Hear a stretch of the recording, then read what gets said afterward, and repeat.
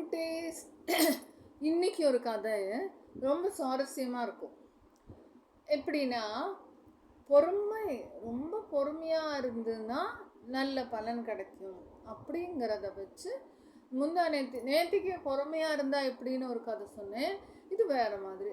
இது ராமகிருஷ்ண பரமஹம்சர் சொல்லி கொடுக்குற கதை. ஒரு ஊரில் ஒரு அம்மா அப்பா, ஒரு பேரண்ட் இருந்தாங்க. அம்மா அப்பா, ஒரே குழந்தை. அந்த ஒரு குழந்தை ரொம்ப வருஷமாக குழந்தை இல்லாமல் பிறந்த குழந்தை. ரொம்ப செல்லமாக தங்கம், செல்லக்குட்டி, அம்முக்குட்டின்னெல்லாம் கூப்பிட்டு ரொம்ப ஆசையாக வளர்த்துவாங்க. அப்படி வளர்த்துட்டு இருக்கும்போது ஒரு நாளைக்கு அதுக்கு ஒரு ஃபீவர் வந்துடும்.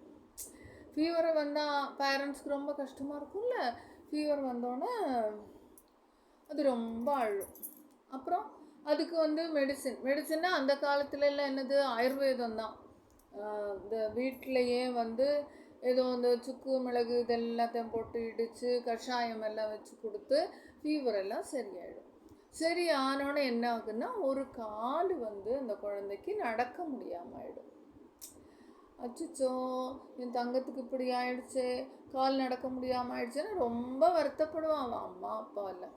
அப்போ என்ன ஆகுன்னா, இவர் எல்லா ஆயுர்வேதம், அந்த சித்தா மருந்து, பெரிய பெரிய ஞானிகள் துறவிகள்கிட்ட எல்லாரும் வைத்தியர்கிட்டையும் போய் கேட்பார். ஓரோ வைத்தியர் ஓரோ மருந்து சொல்லுவான். ஆனால் எதுவுமே அவருக்கு சக்ஸஸ் ஆகலை. இந்த குழந்தை சரியாக ஆகலை. ரொம்ப கஷ்டம். ரொம்ப நாள் கழித்து குழந்தை பிறந்திருக்கு, இப்படி ஆயிடுச்சு ரொம்ப வருத்தப்படுவார்.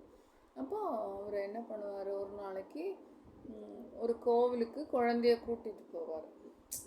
போன இடத்துல ஒரு துறவினா யார், சேஜ், நல்லா சைன்ட்டு, நல்லா இப்படி கை வச்சு நல்லா தியானம் பண்ணிட்டு உட்காந்துருக்கு. அவர் கண்ணு முழிச்சுன்னா நிறைய கேள்வி கேட்கணும். லைனாக எல்லாரும் இருப்பாங்க. இவரும் குழந்தைய மடியில் வச்சுட்டு உட்காந்துருக்கு. அப்போ என்ன ஆகுன்னா, இவரோட டர்ன் வரும்பொழுது இவர் கூட்டிகிட்டு போவார்.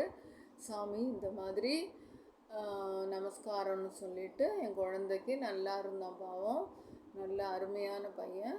இந்த மாதிரி கொஞ்சம் ஃபீவர் வந்தோன்னா அந்த குழந்தைய நாங்கள் எதுவுமே பண்ண முடியலை. குழந்தை ரொம்ப இதாகிடுச்சு, ஃபீவர் எல்லாம் சரியாயிடுச்சு. ஆனால் என்னாச்சு, இந்த கால் மட்டும் நடக்க முடியாமல் ஆயிடுச்சு அப்படின்னு ரொம்ப அழுவார். அப்போது இந்த பேர் துறவி என்ன சொல்லுவாருன்னா, ஓகே, எல்லாம் கரெக்டு, நீ பொறுமைசாலியாக இருந்தால் ஒரு மருந்து இருக்கு அப்படின்னா. அது என்ன மருந்து? நான் பொறுமையாக பண்ணுறேன்.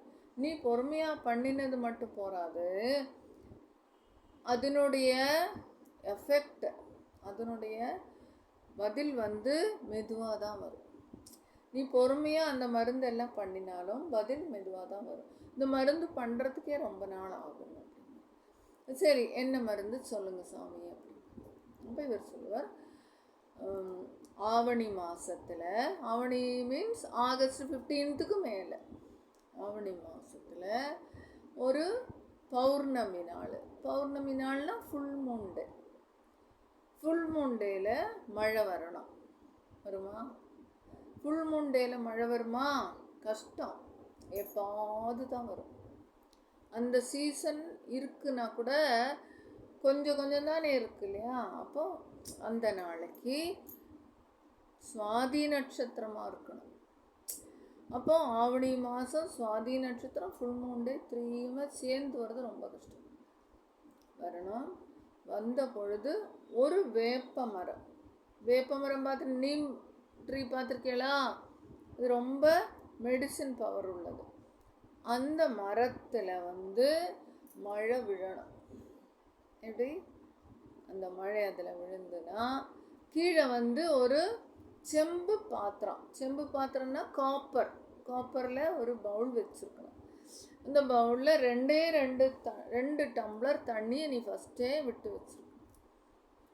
வைக்கும் பொழுது அந்த மழை ட்ராப்பு வேப்ப மரத்தில் விழுந்து, வேப்ப மரத்துலேருந்து இந்த காப்பர் பாத்திரத்துக்கு அந்த மழை துளி விழணும்.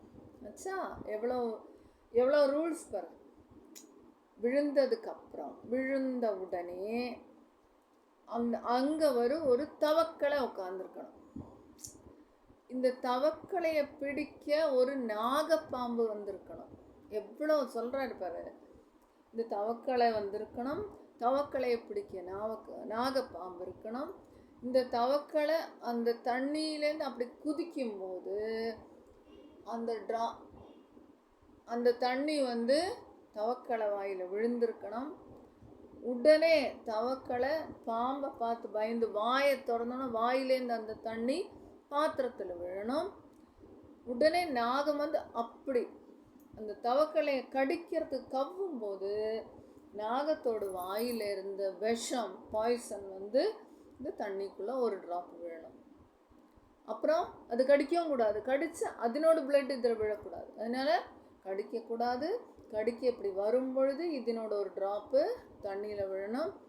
இந்த தவக்கலையோட வாயில் விழுந்த மழை தண்ணியும் இந்த ட்ராப்பில் விழணும். தவக்கலை ஓடி போயிடும், பாம்பும் ஓடி போயிடும். யாருக்கும் எந்த சேதாரம் இல்லை.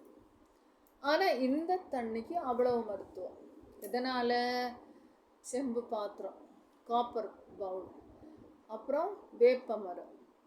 வேப்ப மரத்தில் மழை தண்ணி, சும்மா நம்ம விடுற தண்ணி இல்லை, மழை தண்ணி அழகாக விழுந்து அதே மெடிசின் பவரோட இந்த காப்பர் பாத்திரத்துக்கு விழுந்து அந்த பாத்திரத்தில் நாகத்தோட விஷமும் தவக்களை வாயில் இருக்கிற மருத்துவ குணமும் மிக்ஸ் ஆகும்போது அதை ஒரு ஸ்பூனால் கலக்கி அழகாக ஒரு கண்ணாடி பாட்டிலில் விட்டு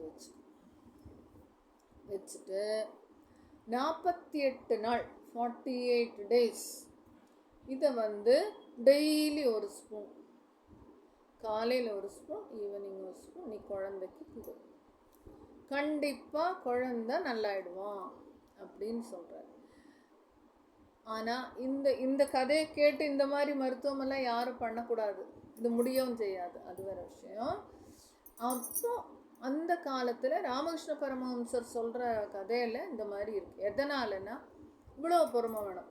இப்போ இவர் கேட்ட மந்த் ஆவணி கிடையாது, ஆவணி வர வரைக்கும் வெயிட் பண்ணி அப்போ இவர் டெய்லி கோவிலுக்கு போய் வேண்டிப்பார். இந்த துறவி சொன்ன மாதிரி ஆவணி மாதம் வரணும், பௌர்ணமி வரணும், அதில் சுவாதி நட்சத்திரம் இருக்கணும், அன்னைக்கு மழை வரணும். மழை மேலேந்து விழும்போது அதுக்கு அழகாக வேப்ப மரத்து மேலே விழணும். வேப்ப மரத்துக்கு கீழே செம்பு பாத்திரத்தில் 2 டம்ளர் தண்ணி இருக்கணும். அப்போ ஒரு தவக்களை வாயை ஓப்பன் பண்ணி இருக்கணும், அதில் இந்த மழை தண்ணி விழணும். அந்த வாயிலேருந்து இருக்கிற மழை தண்ணி இந்த பாத்திரத்தில் விழணும். அப்போ அந்த நாகப்பாம்பு பிடிக்க வர நாகப்பாம்போட வாயில் இருக்கிற விஷம் பாத்திரத்தில் விழணும். இதெல்லாம் மிக்ஸ் ஆனதை ஒரு பாட்டிலில் வைக்கணும். அதை மார்னிங் ஈவினிங் கொடுக்கணும். கொடுத்தாதான் இந்த குழந்தை சரியாகும். இவர் இந்த குழந்தை பேரில் இருக்கிற ஆசையினால் டெய்லி சுவாமியை வேண்டிப்பார்.